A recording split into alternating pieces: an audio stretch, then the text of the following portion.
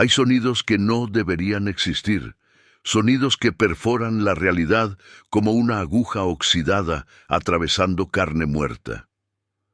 Cuando llegué a Valle del Silencio, el pueblo más silencioso registrado en todo el país, pensé que había encontrado exactamente lo que buscaba: paz, calma, un lugar donde finalmente podría escuchar mis propios pensamientos sin el ruido constante de la ciudad.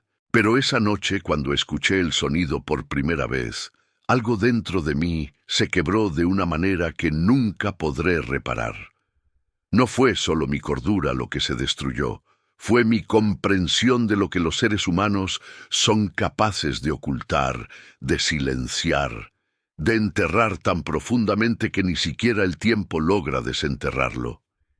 Y ahora, mientras escribo esto, sé que ese sonido nunca me abandonará. Porque algunos sonidos no vienen del exterior, vienen de lugares mucho más oscuros. Mi nombre es Sebastián Torres. Tengo 34 años y durante los últimos 6 meses he vivido en Valle del Silencio, un pueblo de montaña enclavado entre dos sierras que parecen tragarse el cielo. Antes de continuar, necesito pedirte algo importante.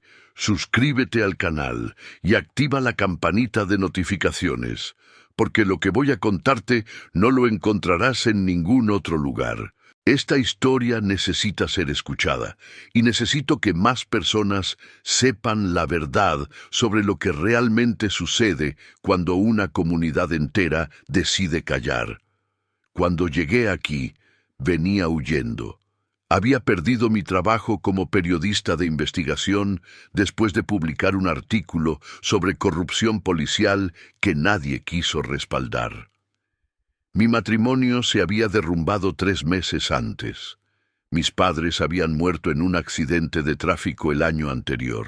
No tenía nada que me atara a ningún lugar, así que cuando vi el anuncio de una casa en alquiler en Valle del Silencio, increíblemente barata, casi sospechosamente barata, pensé que el destino me estaba dando una oportunidad de empezar de nuevo. El viaje hasta el pueblo fue largo y sinuoso. La carretera serpenteaba entre montañas cubiertas de pinos tan densos que apenas dejaban pasar la luz del sol. Pasé por 3 pueblos fantasmas antes de llegar a Valle del Silencio, cada uno más desolado que el anterior, con casas de piedra desmoronándose y plazas vacías donde la maleza había tomado el control. Pero Valle del Silencio era diferente. Estaba perfectamente conservado, como si el tiempo se hubiera detenido en algún punto de los años 60. Las casas de 2 plantas con fachadas encaladas brillaban bajo el sol de la tarde. Las calles empedradas estaban impecablemente limpias. Los jardines estaban cuidados con una precisión casi obsesiva, pero lo que más me llamó la atención desde el primer momento fue el silencio. No era solo ausencia de ruido, era una presencia tangible, densa, como si el aire mismo hubiera decidido dejar de vibrar. Si alguna vez has estado en un lugar así, un lugar donde el silencio pesa sobre tus hombros como una manta de plomo, cuéntamelo en los comentarios. Aparqué mi coche frente a la casa que había alquilado, una construcción de piedra de 2 plantas con contraventanas azules y un pequeño jardín delantero, y salí lentamente. El silencio me golpeó como una ola. No había pájaros cantando, no había perros ladrando, no había el zumbido distante de un tractor o el murmullo de una conversación. Nada. Solo el sonido de mis propios pasos sobre la grava, amplificados de una manera antinatural. Miré a mi alrededor y vi que varias ventanas tenían las cortinas corridas, pero pude sentir ojos observándome desde las sombras. Una anciana con un vestido negro estaba de pie en el porche de la casa de enfrente, inmóvil como una estatua, mirándome fijamente sin expresión alguna. Le saludé con la mano. Ella no respondió. Simplemente se dio la vuelta y entró en su casa, cerrando la puerta con un golpe seco que resonó en el silencio como un disparo. Fue entonces cuando supe que algo en este lugar no estaba bien. pero yo no era de los que se asustaban fácilmente. Había investigado historias mucho más oscuras que un pueblo silencioso en medio de las montañas.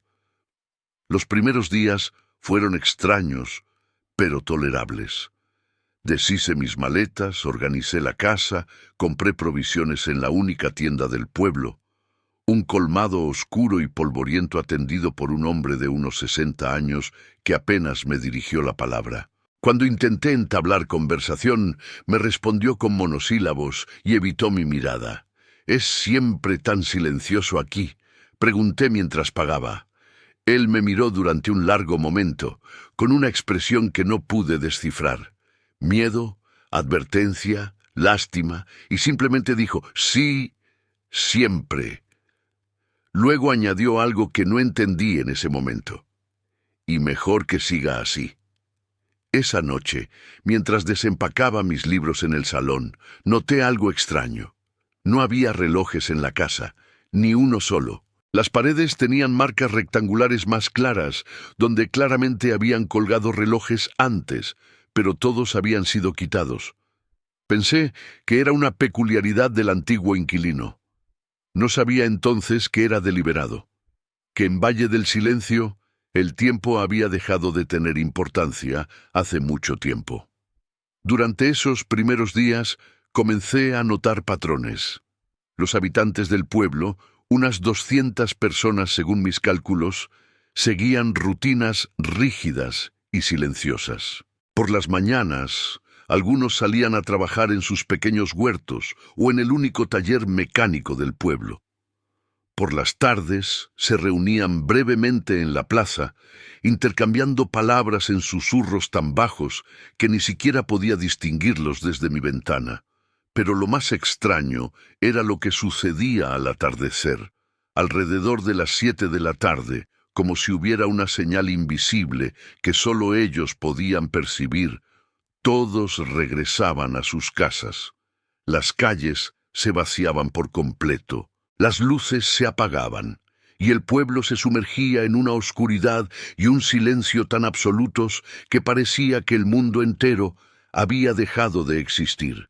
No había televisores encendidos, no había música, no había conversaciones, solo silencio. Si estuvieras aquí conmigo en ese momento, ¿seguirías investigando o te irías? Dímelo en los comentarios, porque lo que descubrí después cambió todo. Pasó una semana antes de que intentara salir por la noche. Era viernes.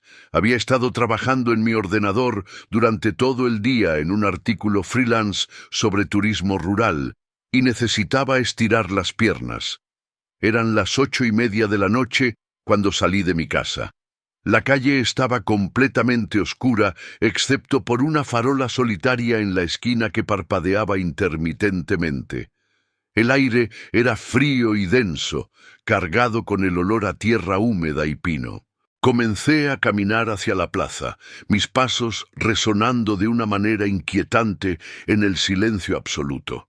No había llegado ni a 50 metros cuando una puerta se abrió de golpe a mi derecha. Un hombre de unos 50 años, con barba gris y ojos hundidos, apareció en el umbral. «¿Qué haces fuera?», me preguntó con voz áspera, casi acusatoria. «Solo estoy caminando», respondí, desconcertado. «Vuelve a tu casa», dijo con urgencia. «Ahora». «¿Por qué? ¿Qué pasa?», insistí. Él miró hacia el final de la calle, hacia las montañas oscuras que se elevaban como gigantes dormidos, y luego me miró de nuevo. «Simplemente no salgas de noche. Nunca. Especialmente no cuando se acerca la hora». Y antes de que pudiera preguntarle qué hora, cerró la puerta con un golpe que resonó como una sentencia final.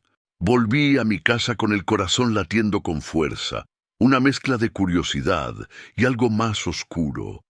Miedo, quizás, o la inquietante sensación de que acababa de esquivar algo terrible sin siquiera saberlo. Si esta historia ya te está intrigando, te invito a dejar un like. Me ayuda a seguir contando relatos reales del valle como este. Esa noche me quedé despierto hasta tarde, sentado en la oscuridad de mi salón, mirando por la ventana hacia la calle vacía. Todo estaba en silencio, demasiado silencio. El tipo de silencio que te hace consciente de cada latido de tu corazón, de cada respiración, de cada pequeño crujido de la casa asentándose. Eran casi las 11 de la noche cuando lo escuché por primera vez. Al principio pensé que lo había imaginado. Un sonido bajo, distante, como un gemido profundo que venía desde las montañas. Duró apenas 2 o 3 segundos antes de desvanecerse en el silencio. Me levanté de golpe, con todos los sentidos alerta, esperando escucharlo de nuevo. Pero nada, solo silencio. Me convencí de que había sido el viento o quizás algún animal en las montañas, pero en el fondo sabía que no era cierto. Había algo en ese sonido, algo mecánico, artificial, creado por manos humanas, que me hizo sentir un frío profundo en el estómago. Los días siguientes fueron una tortura de curiosidad insatisfecha. Intenté hablar con los habitantes del pueblo sobre el sonido, pero nadie quería hablar conmigo. La anciana de enfrente cruzaba la calle cuando me veía venir. El tendero comenzó a cerrar más temprano, justo antes de que yo llegara. Los pocos niños que veía jugando en silencio en sus jardines eran llamados adentro en cuanto yo aparecía.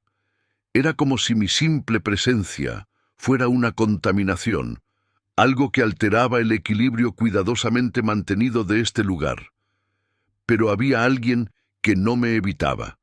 Un anciano de unos 80 años que vivía en una casa apartada en el extremo del pueblo, cerca del camino que llevaba hacia las montañas. Lo había visto varias veces sentado en su porche, fumando en pipa y mirando hacia el horizonte con ojos que parecían contener décadas de historias no contadas. Un martes por la tarde decidí acercarme a él. «Buenas tardes», le dije mientras me detenía frente a su porche. Él me miró con ojos grises y cansados, estudió mi rostro durante un largo momento, y luego asintió lentamente. «Eres el nuevo», dijo. No era una pregunta. «Sebastián Torres», me presenté. «¿Puedo sentarme?» Él señaló un banco de madera junto a la puerta con el extremo de su pipa. «Libre albedrío», dijo con voz ronca. Me senté y durante un rato ninguno de los dos habló. El anciano continuó fumando, mirando hacia las montañas que se alzaban como muros de piedra y pino contra el cielo de la tarde. Finalmente, rompí el silencio. ¿Por qué este lugar es tan silencioso? Él soltó una risa corta y amarga. Tan silencioso. Este lugar solía ser el más ruidoso de toda la región. Minas, fábricas, sirenas, gritos, explosiones. Ahora solo queda el silencio y el sonido. Mi corazón se aceleró. ¿Qué sonido?, pregunté intentando mantener mi voz neutral. Él me miró de reojo. «El que escuchaste anoche, a las 11:03 exactamente. Lo escuchaste, ¿verdad?» Asentí lentamente. «¿Qué es?» «Es la vieja sirena de la mina del silencio», dijo, volviendo su mirada hacia las montañas. «Lleva 42 años sonando todas las noches a la misma hora. 42 años desde la noche en que 237 hombres murieron ahí abajo, enterrados vivos cuando los túneles colapsaron. La sirena sonó esa noche para alertar del desastre, y nunca dejó de sonar. El frío que sentí en ese momento no tenía nada que ver con la temperatura. ¿Por qué nadie la ha apagado? Porque nadie quiere bajar ahí», respondió simplemente, «y porque algunos creen que debe seguir sonando, como un recordatorio, como una penitencia». Pasé los siguientes días investigando todo lo que pude sobre la mina del silencio. Internet en el pueblo era prácticamente inexistente. Solo había una conexión lenta y poco fiable en la biblioteca municipal, un edificio de piedra de 2 plantas que olía a moho y papel viejo. La bibliotecaria, una mujer de mediana edad con gafas gruesas y expresión severa, me observó con desconfianza mientras buscaba en los archivos locales. Encontré algunos artículos de periódicos antiguos, amarillentos y frágiles, guardados en carpetas de cartón. El titular de uno de ellos, fechado el 15 de marzo de 1983, decía: «Tragedia en Valle del Silencio. Más de 200 mineros atrapados tras colapso». El artículo describía cómo, durante el turno de noche, una serie de explosiones había causado el colapso de varios túneles principales de la mina. Los equipos de rescate trabajaron durante semanas, pero solo lograron recuperar 32 cuerpos. Los demás, 205 hombres, quedaron enterrados permanentemente bajo toneladas de roca. Lo que más me llamó la atención fue un párrafo al final del artículo. La empresa propietaria Minerales del Norte S.A.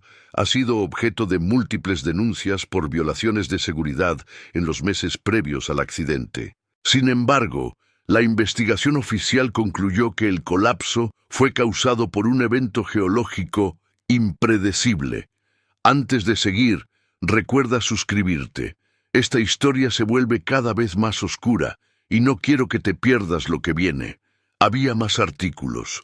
Uno de ellos, de abril de 1983, reportaba que las familias de las víctimas habían organizado protestas exigiendo una investigación independiente. Otro, de mayo del mismo año, mencionaba que un grupo de ingenieros externos había declarado que las medidas de seguridad en la mina eran criminalmente negligentes. Pero luego, algo extraño sucedió. Los artículos desaparecieron. No había más menciones de la tragedia. No había seguimiento de la investigación. No había justicia. Era como si alguien hubiera decidido que la historia debía morir ahí, enterrada tan profundamente como los mineros. «Encontraste los archivos», dijo una voz detrás de mí. Me giré y vi al anciano del porche de pie en la entrada de la biblioteca, apoyado en un bastón de madera oscura. «Soy Emilio», dijo, acercándose lentamente. «No nos presentamos formalmente el otro día». «Sebastián», respondí, estrechando su mano nudosa y fría. «¿Sabías a los hombres que murieron?» «Conocía a todos», dijo con voz cansada, sentándose en una silla frente a mí. «Mi hijo estaba ahí esa noche. Tenía 23 años. Se iba a casar en junio. El peso de esas palabras cayó sobre mí como una losa de piedra. Lo siento mucho», dije sin saber qué más decir. «La sirena suena por ellos», continuó Emilio, mirando por la ventana hacia las montañas. «Suena exactamente a la hora en que ocurrió el colapso. 11:03 de la noche, y seguirá sonando hasta que alguien tenga el valor de bajar ahí y apagarla. Pero nadie lo hace». «¿Por qué?», pregunté. Emilio me miró con ojos que parecían contener océanos de dolor. «Porque la mina nunca fue oficialmente cerrada. Los túneles siguen ahí, inestables, peligrosos. La empresa simplemente selló las entradas con concreto y desapareció. No compensaron a las familias, no asumieron responsabilidad, simplemente se fueron, y el gobierno miró hacia otro lado. Este pueblo vivía de esa mina. Cuando cerró, cerró todo. Los jóvenes se fueron, los negocios quebraron. Solo quedamos los viejos, los que no teníamos a dónde ir, los que estamos atados a este lugar por los fantasmas de quienes amamos. Y el silencio. El silencio no es paz, muchacho. Es culpa. Es vergüenza. Es la forma en que este pueblo decidió vivir con lo que sucedió, callando, como si al no hablar de ello pudiéramos hacer que no fuera real. Si esta investigación te está atrapando, deja tu like para apoyar el canal.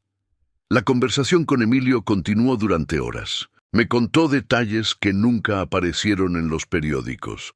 Cómo los directivos de la empresa sabían que los túneles eran inestables.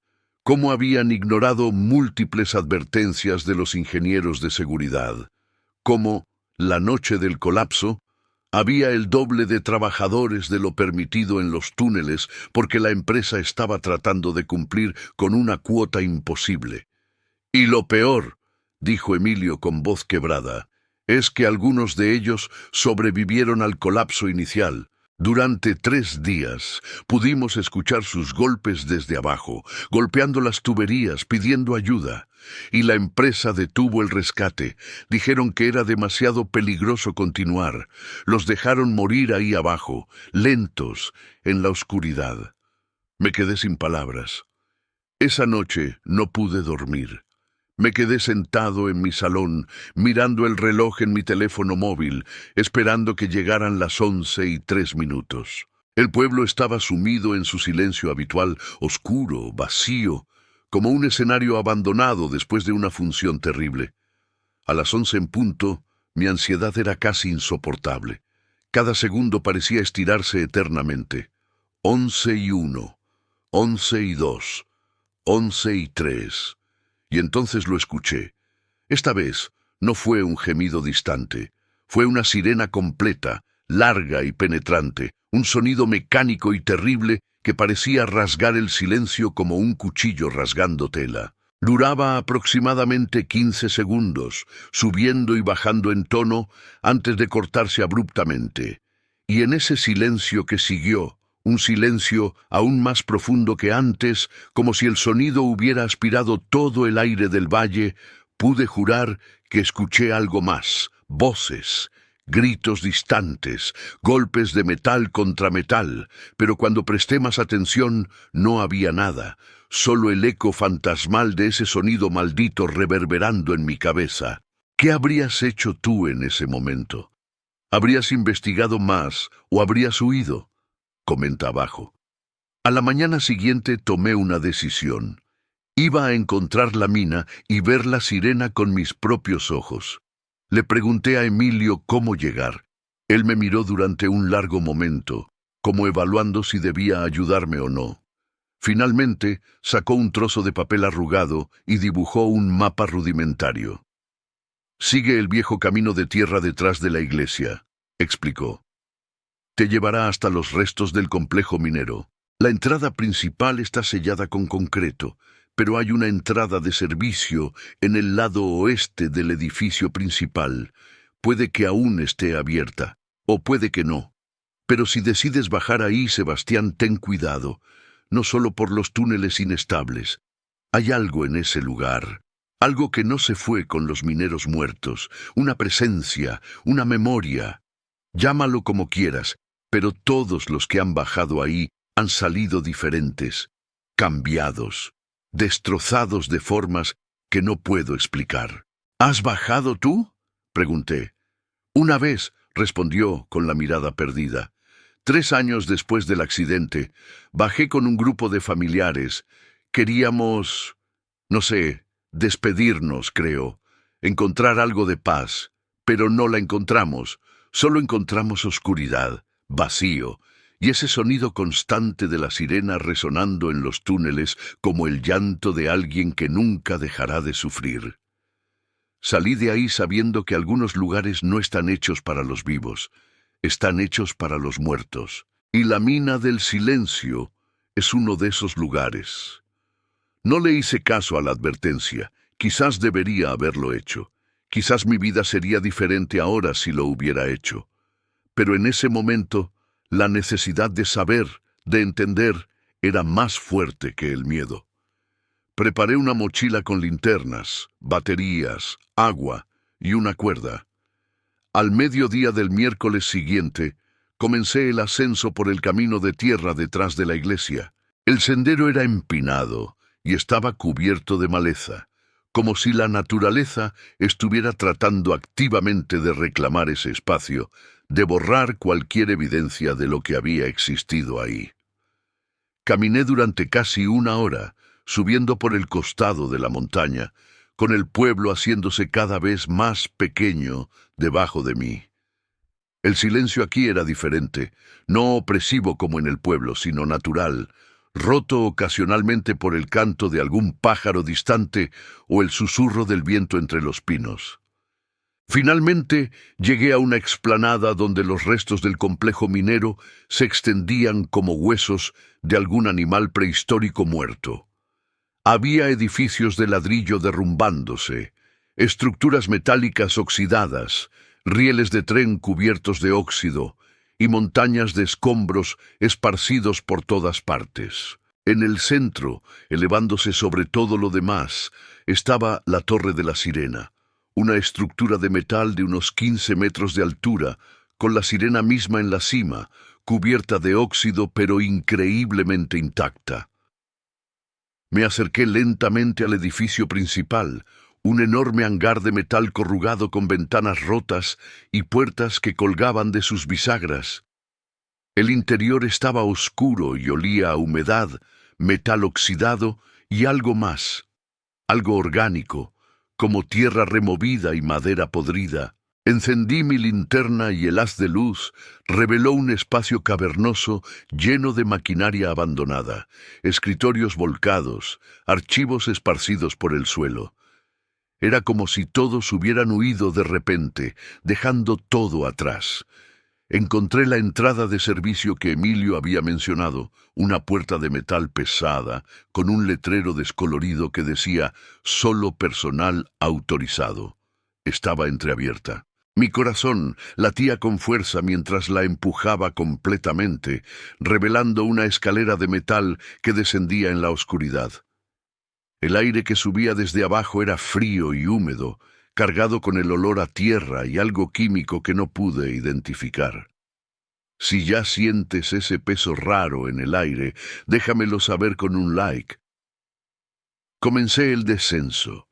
Los escalones metálicos resonaban bajo mis pies con cada paso.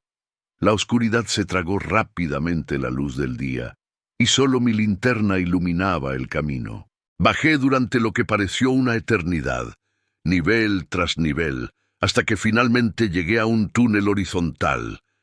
El túnel era estrecho, con vigas de madera reforzando el techo, muchas de ellas agrietadas o combadas. Las paredes eran de roca desnuda, húmedas y brillantes bajo la luz de mi linterna. Cables eléctricos antiguos colgaban del techo como venas secas. Comencé a caminar, el haz de mi linterna apenas penetrando la oscuridad, que parecía tener una densidad propia. El silencio aquí era absoluto, roto solo por el goteo constante de agua en algún lugar distante y el eco de mis propios pasos. Caminé durante 20 minutos, tal vez más. Era difícil calcular el tiempo ahí abajo, hasta que el túnel se abrió en una cámara enorme. Era el área principal de extracción, con pilares de roca natural sosteniendo el techo, rieles de tren cruzando el suelo, y varios túneles secundarios ramificándose en diferentes direcciones. Y ahí, montada en una estructura de metal atornillada a la pared, estaba la fuente del sonido, el sistema de control de la sirena. Era un panel de metal oxidado con cables y relés antiguos, y en el centro, un temporizador mecánico que aún funcionaba después de 42 años. El tic-tac del mecanismo era audible en el silencio, cada segundo marcando la cuenta regresiva hacia las 11:03. Me acerqué lentamente, estudiando el panel. Vi a un interruptor grande y oxidado con la etiqueta Sirena, on-off. Sería tan simple. Un movimiento de mi mano y el sonido que había atormentado a este pueblo durante 4 décadas se detendría para siempre. Pero entonces vi algo que me heló la sangre. Junto al panel, grabado profundamente en la pared de roca con algo afilado, había un mensaje. No la apagues. Ellos siguen ahí. Merecen ser recordados. Y debajo, una lista de nombres. 237 nombres. Cada uno de los hombres que había muerto en este lugar. Mis manos temblaban mientras iluminaba las letras. Alguien había bajado aquí, probablemente muchas veces a lo largo de los años, para mantener viva la memoria de estos hombres de la única manera que sabía cómo, asegurándose de que la sirena siguiera sonando. Si quieres que sigamos revelando historias como esta, suscríbete y activa la campanita. De repente, escuché algo. Un sonido distante, como eco de voces. Mi primer instinto fue que eran otros visitantes, pero cuando agucé el oído me di cuenta de que las voces venían de los túneles sellados, de los túneles donde 205 hombres aún yacían enterrados. Me acerqué a uno de los pasajes colapsados donde grandes bloques de concreto habían sido vertidos para sellar la entrada. El sonido era más fuerte aquí. No eran palabras claras, sino más bien un murmullo constante, como una conversación en una habitación lejana. Presioné mi oído contra el concreto frío, y entonces lo escuché claramente. Golpes. Metal contra metal. Alguien o algo estaba golpeando desde el otro lado. Retrocedí bruscamente, mi respiración acelerada, el pánico comenzando a trepar por mi garganta. Pero entonces recordé lo que Emilio había dicho. Durante 3 días pudimos escuchar sus golpes desde abajo, golpeando las tuberías, pidiendo ayuda. Los golpes que estaba escuchando no eran sobrenaturales. Eran un eco, una memoria acústica atrapada en los túneles, las vibraciones de esos últimos golpes desesperados aún reverberando en el metal y la piedra después de 42 años. O al menos, eso es lo que me dije a mí mismo. Porque la alternativa, que de alguna manera esos hombres seguían ahí, conscientes, esperando, era demasiado terrible para contemplar. Revisé mi reloj. Eran las 10:45 de la noche. De alguna manera, había perdido la noción del tiempo. Había estado en la mina durante casi 12 horas. En 18 minutos, la sirena sonaría, y por primera vez, estaría aquí, en el epicentro, cuando lo hiciera. Necesito saber tu opinión. ¿Esto te parece algo que podría explicarse racionalmente o hay algo más? Dímelo en los comentarios. Decidí quedarme. Necesitaba experimentarlo, entenderlo completamente. Me senté en el suelo frío de la cámara, mi linterna apuntando hacia el panel de control, y esperé. Los minutos se arrastraron con una lentitud tortuosa. El goteo del agua, el tic-tac del temporizador, los golpes distantes, todo se mezclaba en una sinfonía de horror que me hacía sentir como si estuviera descendiendo lentamente a la locura. 11, 11 y 1, 11 y 2, 11 y 3. El relé del temporizador hizo clic, un sonido mecánico y final, y entonces la sirena comenzó. Pero aquí abajo no era solo un sonido, era una fuerza física, las paredes vibraban, el suelo temblaba. El aire mismo parecía comprimirse y expandirse con cada oscilación de la sirena. El sonido era tan intenso que podía sentirlo en mis huesos, en mis dientes, en el centro de mi cerebro. Cerré los ojos con fuerza, cubriéndome los oídos con las manos, pero no servía de nada. El sonido penetraba todo. Y entonces, en medio de ese caos sonoro, escuché las voces, esta vez claras e inconfundibles. Gritos, súplicas, nombres siendo llamados. ¡Ayuda! ¡Estamos aquí! ¡Por favor! ¡No nos dejen! Era como si la sirena estuviera amplificando algo. Algún registro acústico impreso en las paredes mismas de la mina, las últimas palabras de 205 hombres muriendo lentamente en la oscuridad. No era sobrenatural, era peor, era completamente, terriblemente humano. Era el eco de un sufrimiento tan intenso que había quedado grabado en la estructura misma de este lugar, reproduciéndose una y otra vez, noche tras noche, durante 42 años. Si este momento te dejó con la piel de gallina, deja tu like ahora mismo. La sirena se detuvo abruptamente después de 15 segundos.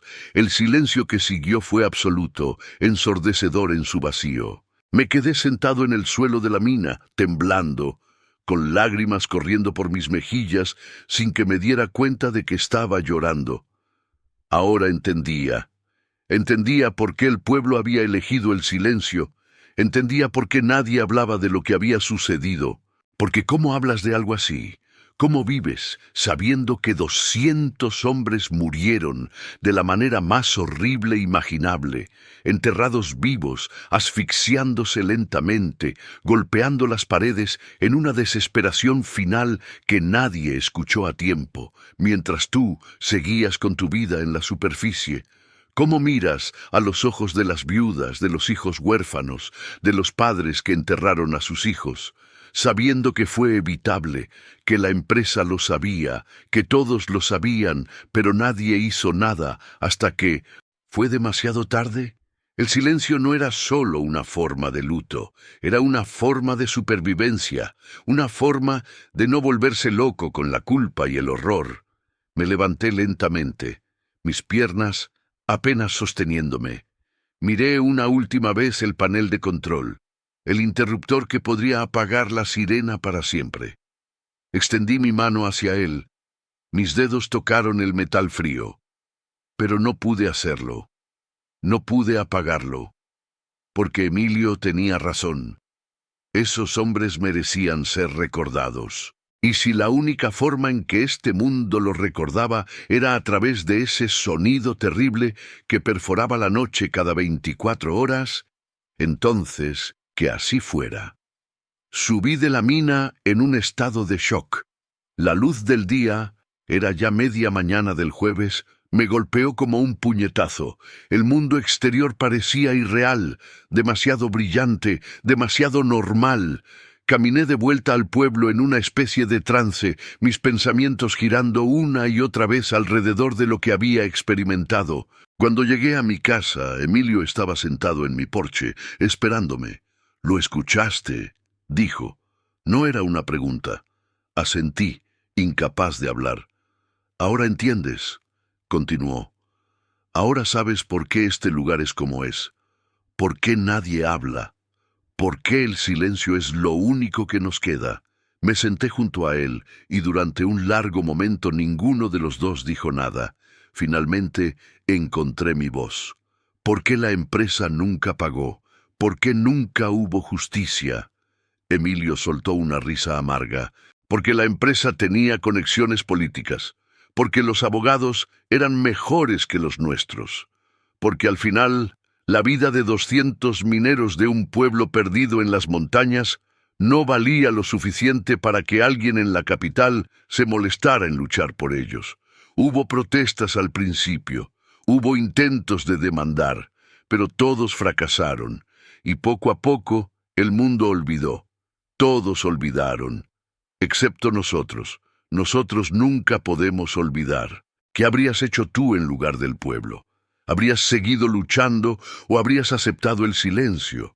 Cuéntamelo en los comentarios. Leo absolutamente todo. Los días siguientes fueron los más oscuros de mi vida. No podía comer. No podía dormir. Cada noche, a las 11:03, escuchaba la sirena desde mi casa, y cada vez era como revivir esos 15 segundos en la mina.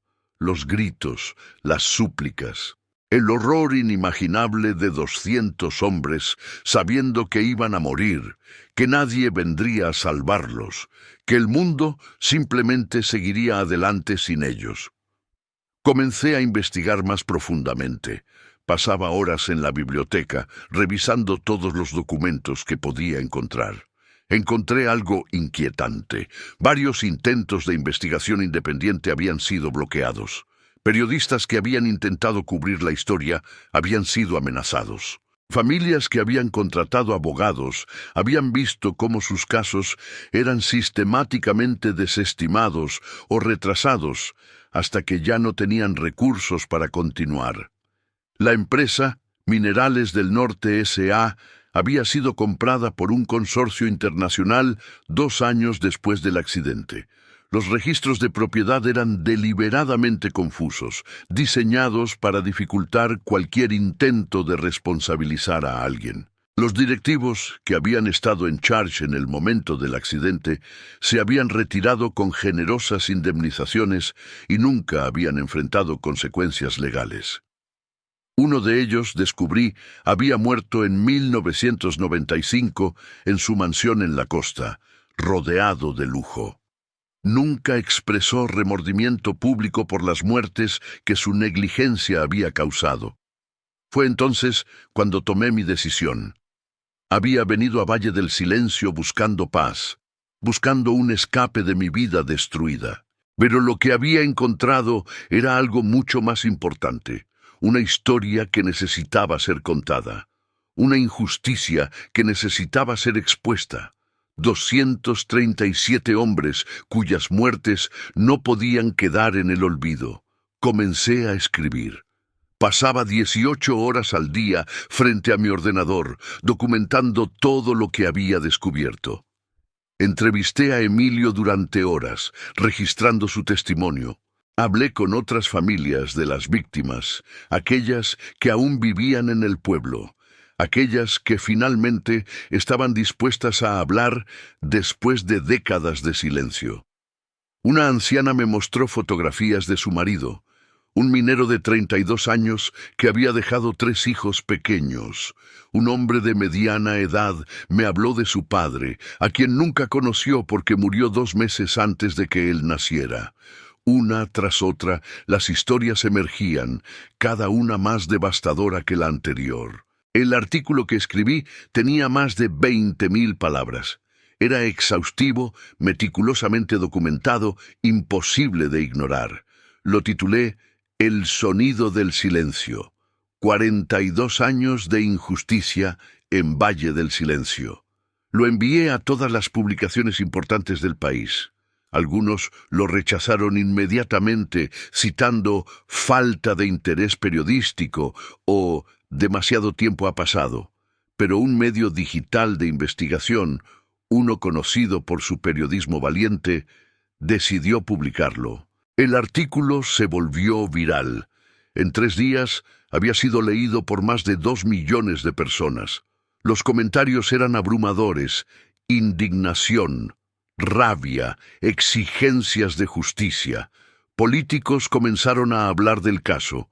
Abogados de derechos humanos ofrecieron sus servicios pro bono para las familias. Una comisión de investigación parlamentaria fue convocada para revisar el caso. Por primera vez en 42 años, Valle del Silencio estaba en el centro de la atención nacional. Y no por su silencio, sino por su historia.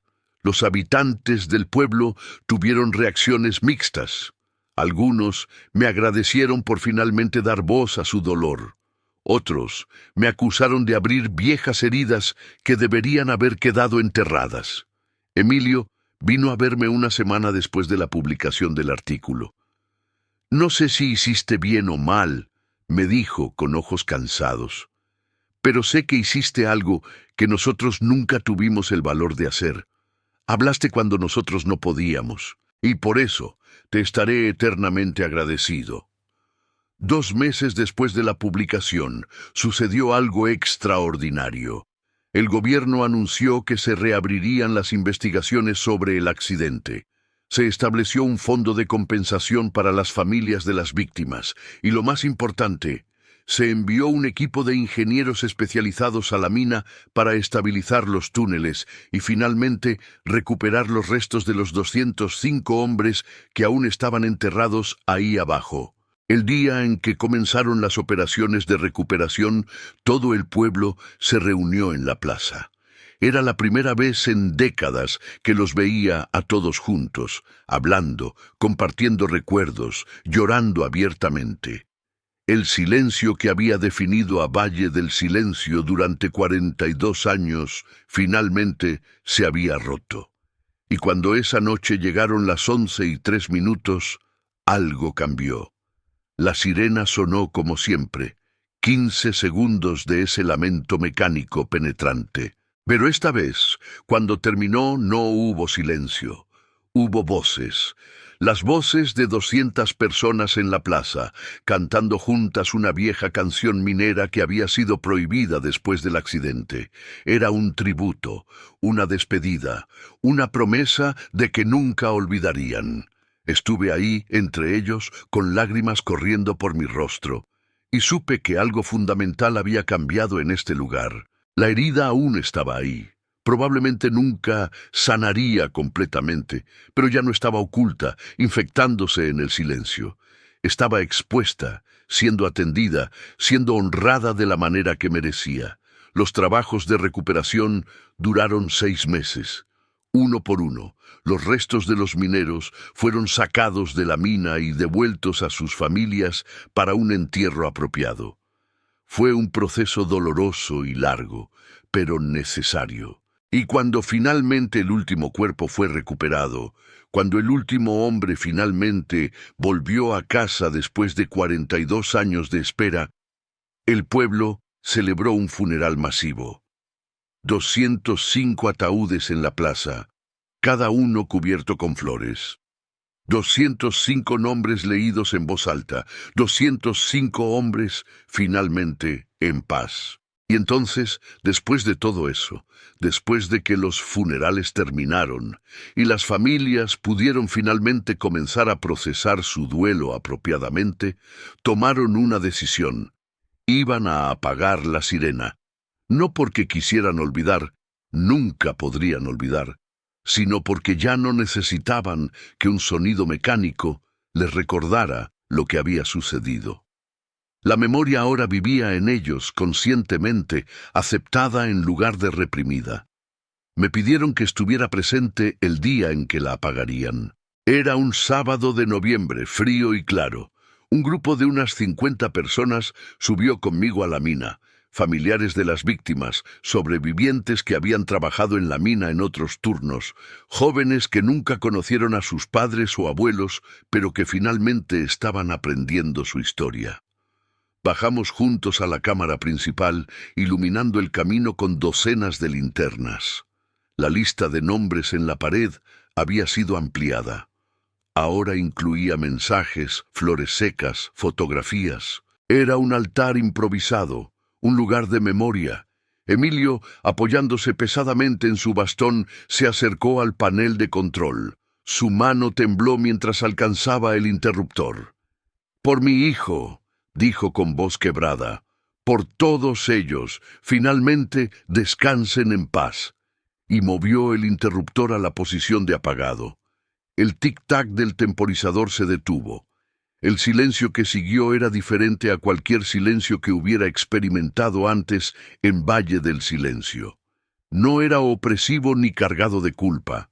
Era simplemente silencio, natural, pacífico, necesario. Esa noche, cuando llegaron las 11:03, no hubo sirena. Por primera vez en 42 años, Valle del Silencio estuvo en completo silencio a esa hora. Me senté en mi porche, mirando las estrellas en el cielo despejado de montaña, y sentí algo que no había sentido en meses. Paz. Pero no era mi paz. Era la paz del pueblo. Era la paz de 237 hombres que finalmente habían sido recordados, honrados y liberados. Sé que algunos dirán que exagero, que le doy demasiado peso simbólico a todo esto. Pero si hubieras estado ahí, si hubieras escuchado ese sonido noche tras noche, si hubieras visto los rostros de las familias cuando finalmente pudieron enterrar a sus seres queridos, entenderías. Algunos sonidos no son solo ruido. Algunos sonidos son heridas. Algunos sonidos son memoria solidificada en ondas de presión, y algunos sonidos, cuando finalmente se silencian, dejan un espacio donde la sanación puede comenzar. Me quedé en Valle del Silencio durante 3 meses más. Quería ver cómo el pueblo comenzaba a cambiar ahora que el peso del secreto había sido levantado, y cambió. Lentamente, pero cambió. Las personas comenzaron a hablar más.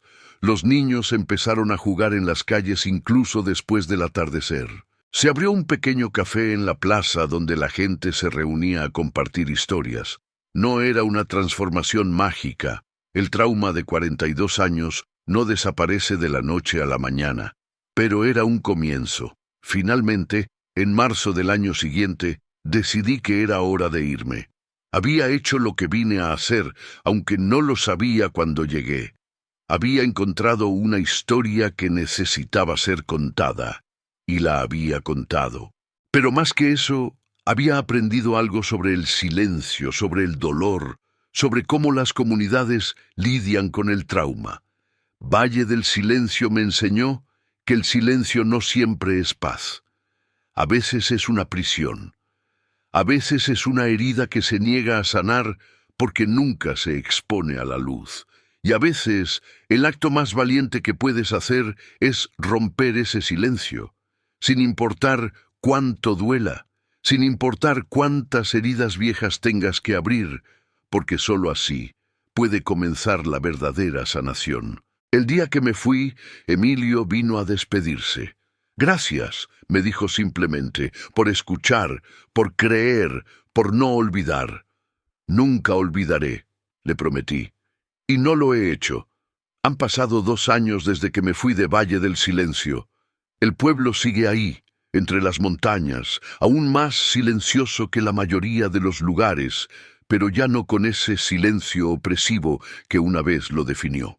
Es solo un pueblo pequeño ahora, un lugar donde la gente vive sus vidas tranquilamente, recordando su pasado sin ser aplastados por él. La mina fue oficialmente sellada y convertida en un memorial.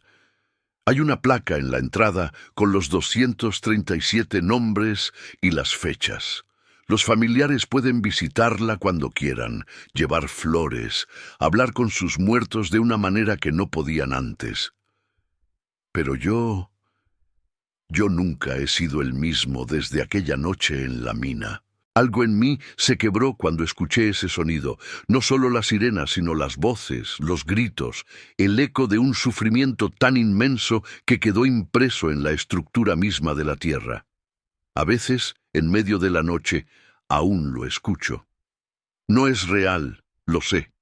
Es solo memoria, trauma, la forma en que mi cerebro procesa lo que experimenté. Pero es tan vívido, como si estuviera de nuevo ahí abajo, en la oscuridad, rodeado por los fantasmas de 200 hombres que murieron lentamente, sabiendo que nadie vendría. Eso es lo que el sonido me destruyó. No mi salud física, no mi carrera. De hecho, el artículo relanzó mi carrera periodística. Lo que destruyó fue mi inocencia, mi capacidad de creer que el mundo es fundamentalmente justo, que la gente buena es recompensada y la mala castigada, porque la verdad es que 237 hombres murieron por la codicia y negligencia de otros, y esos otros nunca enfrentaron consecuencias reales. Vivieron vidas cómodas, murieron en paz, probablemente nunca perdieron el sueño por las vidas que destruyeron. Y esa es una verdad que sigue resonando en mí, tan constante como aquella sirena, tan implacable como aquel tic-tac de aquel temporizador contando hacia otro momento de horror. ¿Qué habrías hecho tú si hubieras descubierto esta verdad? ¿La habrías publicado sabiendo el dolor que causaría? Dímelo en los comentarios. Pero también aprendí algo más, algo que me ha ayudado a cargar con este peso. Aprendí que contar historias importa, que dar voz a los que no la tienen es uno de los actos más importantes que un ser humano puede hacer, que la verdad, por dolorosa que sea, siempre es mejor que el silencio. Emilio me escribió hace 6 meses. Me dijo que había muerto en paz, habiendo visto a su hijo finalmente enterrado apropiadamente, habiendo visto justicia, aunque tardía e incompleta, finalmente llegar. Me dijo que el pueblo le había erigido una pequeña estatua en la plaza, un reconocimiento de su papel en mantener viva la memoria cuando todos los demás querían olvidar. Me dijo que deseaba que yo encontrara mi propia paz, como él finalmente había encontrado la suya. No sé si alguna vez encontraré esa paz. El sonido sigue ahí, en el fondo de mi mente, una constante que me recuerda que hay horrores en este mundo que no pueden ser deshechos, solo atestiguados y honrados. Pero tal vez eso es suficiente. Tal vez el acto de atestiguar, de recordar, de negarse a dejar que la injusticia sea enterrada en el silencio, tal vez eso es lo más parecido a la paz que algunas historias pueden ofrecer. Si has llegado hasta aquí conmigo, si has escuchado esta historia completa, te pido algo. No la olvides. Recuerda a Valle del Silencio. Recuerda a los 237 hombres que murieron ahí. Recuerda que el silencio, aunque a veces parece ser lo más fácil, nunca es la respuesta. Y si alguna vez te encuentras en una posición donde puedes hablar, Por aquellos que no pueden hablar por sí mismos, hazlo, incluso si te asusta, incluso si duele, incluso si cambia algo en ti para siempre. Porque al final eso es lo que nos hace humanos, no nuestra capacidad para olvidar, sino nuestra negativa a hacerlo cuando realmente importa. El sonido me destruyó, sí, pero también me reconstruyó en algo diferente, algo que espero sea mejor. Alguien que ya no puede ignorar las voces de los olvidados, los enterrados, los silenciados. Y si mi destrucción significa que 237 hombres finalmente fueron recordados, que un pueblo finalmente encontró su voz, que la verdad finalmente salió a la luz, entonces tal vez esa destrucción valió la pena. Algunos de ustedes me preguntarán, ¿realmente sucedió esto? ¿Es real Valle del Silencio? Y mi respuesta es, importa. Lo que importa es que historias como esta suceden todo el tiempo, en pueblos pequeños y ciudades grandes, en minas y fábricas y edificios de oficinas. Lo que importa es que hay 237 formas de morir que nunca deberían existir, pero existen. Lo que importa es que el silencio, ese silencio cómodo y conveniente que todos mantenemos sobre las injusticias que preferimos no ver, mata tanto como el colapso de un túnel de mina. Así que te dejo con una pregunta, y realmente quiero que pienses en ella antes de responder en los comentarios. ¿Qué sonidos en tu vida estás ignorando? ¿Qué voces estás eligiendo no escuchar? ¿Qué verdades estás enterrando en tu propio valle de silencio? Porque es más fácil, más cómodo, menos doloroso. Porque te prometo esto, esos sonidos no desaparecerán simplemente porque los ignores. Solo se volverán más fuertes, más insistentes, más imposibles de ignorar. Hasta que finalmente una noche te destrozan también a ti. Y cuando eso suceda, espero que tengas el valor de hacer lo que el pueblo de Valle del Silencio finalmente hizo: romper el silencio, enfrentar el dolor y comenzar el largo, difícil, necesario proceso de sanar. No hay final feliz en esta historia, no hay resolución perfecta, pero hay algo que tal vez es más importante. Hay verdad, hay testimonio, hay memoria. Y mientras haya alguien dispuesto a escuchar, mientras haya alguien dispuesto a contar, mientras haya alguien dispuesto a no olvidar, hay esperanza. Gracias por escuchar mi historia. Gracias por no apagar el video cuando se puso difícil. Gracias por ser testigo de este momento conmigo. Si esta historia te movió de alguna manera, si te hizo pensar, si te hizo sentir algo, lo que sea, te pido que hagas 3 cosas. Primero, suscríbete a este canal si aún no lo has hecho. Hay muchas más historias del Valle que necesitan ser contadas, y necesito saber que hay personas dispuestas a escucharlas. Segundo, deja un comentario compartiéndome qué pensaste de esta historia. ¿Te identificaste con algo? ¿Te recordó a algo en tu propia vida? ¿Qué habrías hecho en mi lugar? Leo cada comentario y tu perspectiva importa. Y tercero, comparte este video. No porque quiera más vistas, aunque obviamente eso ayuda, sino porque estas historias necesitan llegar a más personas. Porque mientras más personas conozcan historias como la de Valle del Silencio, más difícil será para esos silencios cómodos y convenientes seguir existiendo. El narrador del Valle continuará contando historias desde los rincones más oscuros de nuestra humanidad, desde los lugares donde el silencio ha reinado durante demasiado tiempo. Porque alguien tiene que hacerlo, y si no yo, entonces ¿quién? Hasta la próxima historia. Y recuerda, el silencio nunca es realmente silencio. Siempre hay algo debajo, esperando ser escuchado.